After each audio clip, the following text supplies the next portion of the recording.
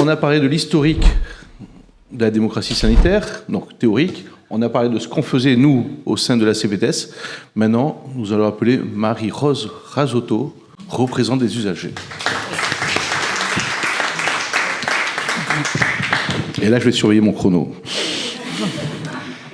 Alors d'abord, je suis émue et modeste ici, devant vous tous. Mais je suis heureuse d'être ici parce que c'est la première CPTS que je rencontre.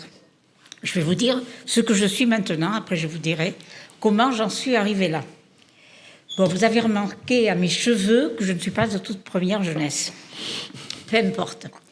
Mais c'est vrai que je date des ordonnances Juppé, c'est-à-dire avant Kouchner, où là j'ai été nommée représentante des usagers, RU, on disait toujours RU, au centre hospitalier de Mont-de-Marsan. Et je suis aujourd'hui à l'ARS, membre du CTTS, vous me l'avez dit, plus haut. Ah, il faut que j'approche. Bon, d'accord. Je suis au CTS, membre des usagers, dont nous sommes très peu. Et je déplore un peu, mais le département des Landes-des-Grands, je déplore un peu le manque de présence quelquefois des usagers, mais je sais combien. Le militantisme est difficile, je l'ai vécu. C'est toujours difficile de se dégager, etc. Il faut beaucoup de temps. Il sacrifiait parfois sa famille. Bon, ceci étant dit, je suis donc présidente de la commission des usagers de l'ARS, c'est-à-dire que je devrais couvrir l'ensemble, si vous voulez, dans cette commission, de tous les usagers. Loin s'en faut, mais j'en reconnais. J'en ai reconnu qui sont arrivés dernièrement, et c'est avec plaisir. Et puis je retrouve quand même dans la salle quelques figures, quelques notabilités qui ont fait que je les ai rencontrés durant mon parcours. Alors, au moment des ordonnances Juppé, moi qui venais de l'éducation nationale, me retrouver dans un établissement sanitaire sans savoir ce que j'allais y faire, c'était le vote du budget. Inutile de vous dire qu'un budget d'un centre hospitalier comme celui de Mont-de-Marsan, c'est un carcan. Bon, je me suis accrochée. J'ai eu la chance de rencontrer des personnes qui m'ont très bien accueillie, que ce soit dans la direction, que ce soit au niveau des médecins, mais nous étions un peu, comme je disais, le vilain petit canard de l'histoire du conte des enfants. Et il a fallu que nous gagnions, nous les usagers, la place et le statut d'intrus à tolérer et accepter. Je précise bien les choses, c'est un petit peu ce que vous disiez, monsieur, et c'est vrai que ça a été, j'ai eu beaucoup de chance de rencontrer quand même des médecins qui m'avouaient après, mais au début, on se demandait, mais qu'est-ce qu'elle vient faire ? Pourquoi elle pose ces questions ? Mais dans les établissements sanitaires, ce fut facile parce qu'il y avait un directeur de la qualité à ce moment-là, puisque Kouchner est arrivé vite après. J'ai participé aux grandes messes de 98 à Bordeaux, je me souviens. Et il y a eu une affection aussi qui a fait que les usagers se sont réveillés. Et je vous en parlerai après. Ce sont les infections nosocomiales qu'on attrapait soi-disant à l'hôpital. Je dis soi-disant parce que le discours a changé. C'était pas tout à fait ça. Donc c'est vrai que c'était difficile, mais j'ai été intégrée. Et j'ai participé, j'étais volontaire pour participer avec les soignants ou bien avec le directeur quand il me demandait. Et puis il y a eu, pour Mont-de-Marsan, je vous dis mon expérience, si c'est pas partout pareil, il y a eu un projet de fusion avec le centre Sainte-Anne, c'est-à-dire la psychiatrie. Alors moi, je me suis dit, mais qu'est-ce que tu vas dire à cette grande messe ? Qu'est-ce que tu vas dire ? Bon, j'ai réfléchi, j'ai dit, je vais faire une petite intervention sur la nécessité de partir du soin, certes, mais de prendre soin de tout le monde, à la fois du sanitaire et du mental. Et j'avoue qu'à ce moment-là, j'ai rencontré quelqu'un qui était à cette réunion de l'ARH, c'était pas l'ARS, et qui a fait qu'on me dit, est-ce que ça vous intéresse de vous former en tant que représentant des usagers ? Bien sûr que j'ai dit oui. Alors j'ai mis le pied un petit peu dans la région de la santé, et c'est comme ça que je suis arrivée petit à petit à m'introduire dans les divers organismes.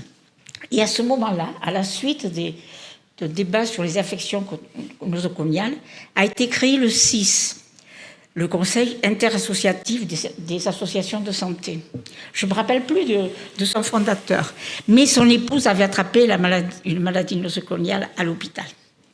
Et on a fait à l'intérieur, c'est pour ça que je vous dis que toutes les associations doivent se réunir, à l'intérieur de ce collectif, on a vraiment fait avancer les choses.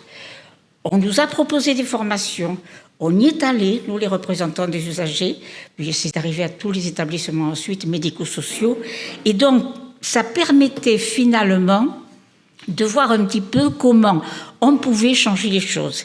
Mais ce qui, pour moi, a changé les choses, c'est la remise en question dans les établissements sanitaires, la remise en question de pratiques qui existaient avec les événements indésirables, avec la gestion de tout ce qu'il fallait éviter à l'hôpital. C'était la recherche de la qualité et d'une meilleure prise en charge. C'est ce que j'ai essayé de faire tout au long de l'année. Alors c'est vrai que j'ai eu la chance, parce que l'époque peut-être s'y prêtait, c'est plus difficile maintenant. Il y a une multitude, vous l'avez dit, d'associations, mais il n'est pas nécessaire d'être dans une association agréée pour être à la CPTS. On peut être aussi dans une association non agréée dès l'instant où on a envie, je crois, de faire bouger les choses. Et que, comme je dis, au départ, c'était le soin. Maintenant, c'est prendre soin.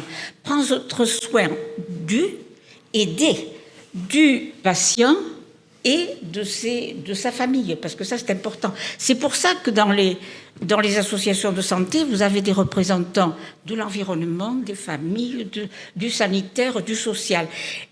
Et je peux dire quand même, moi qui viens de l'éducation nationale, qu'au cours de ces années, j'ai mesuré le chemin parcouru par la santé en France.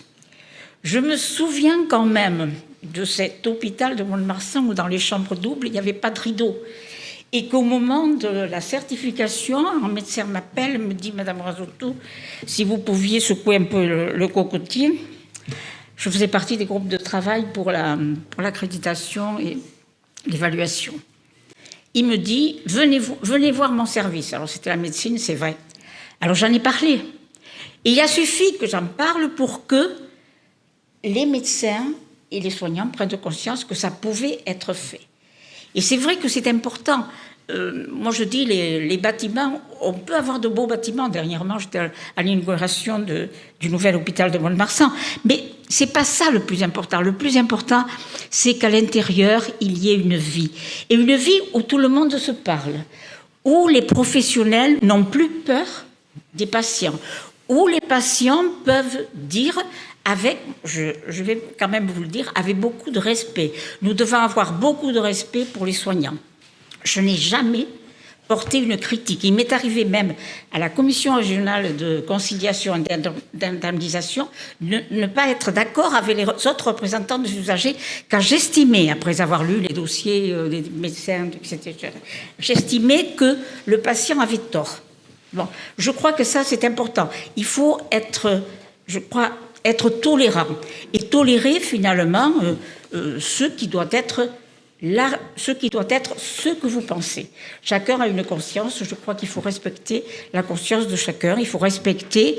Moi, il ne m'est jamais arrivé de critiquer un professionnel, un service ou autre, parce que j'estime qu'ils font un travail qui est un travail quand même admirable, qu'il y a à l'heure actuelle dans les établissements de santé comme dans les établissements médico-sociaux, il y a des problèmes, et vous le savez, les problèmes, eh bien, ils passent toujours par les moyens. À l'heure actuelle, on entend beaucoup de moyens, mais je veux quand même dire que le rôle du représentant des usagers, le rôle des usagers dans les établissements, et principalement maintenant la CPCS, c'est un rôle important. Vous êtes là pour dire, vous, ce qu'il serait bon ou souhaitable de faire, sans l'imposer. C'est pas ça du tout, il faut être modeste, il faut pas chercher à l'imposer, mais avoir un ressenti et dire comment je ressens les choses. tout en restant à votre place. Et c'est ce que je dis toujours, il faut que les usagers restent à leur place. Alors pour moi, c'était aujourd'hui une grande joie d'assister à la réunion de la première CPTS du département qui m'avait confié. Et j'ai rencontré Jérémy il y a pas longtemps. C'est vrai que c'est avec plaisir que je suis venue. J'ai attrapé d'ailleurs un PV de 65 €, enfin mon mari, c'est pas grave. On ne va pas le rembourser. Non, mais je sais que vous n'allez pas le rembourser. je sais. Mais c'est vrai que, et je voudrais moi aussi que dans cette commission des usagers, il y ait davantage d'usagers. Alors, c'est simple, si vous voulez participer, nous ne faisons pas beaucoup de réunions. Si vous voulez participer, vous envoyez votre candidature à l'ARS, au directeur, c'est pas lui qui l'ira, mais enfin c'est son secrétariat, etc. Et moi, c'est comme ça que j'ai accueilli un membre qui est ici, que je connaissais depuis longtemps, parce que j'ai milité non seulement dans des établissements sanitaires, mais médico-sociaux. Et j'ai retrouvé des personnes avec qui j'ai un petit peu... On s'approche de la fin. Bon, je sais, mais je vais dire ça quand même. J'ai un petit peu milité, beaucoup peut-être aussi, à la création du village Alzheimer. En tout cas, je veux vous dire que je suis très heureuse. Je vous fais confiance pour porter la voix des usagers, de leur famille aussi, parce que c'est important, et de vous engager. Voilà, je vous remercie. Alors, ne partez pas. Non.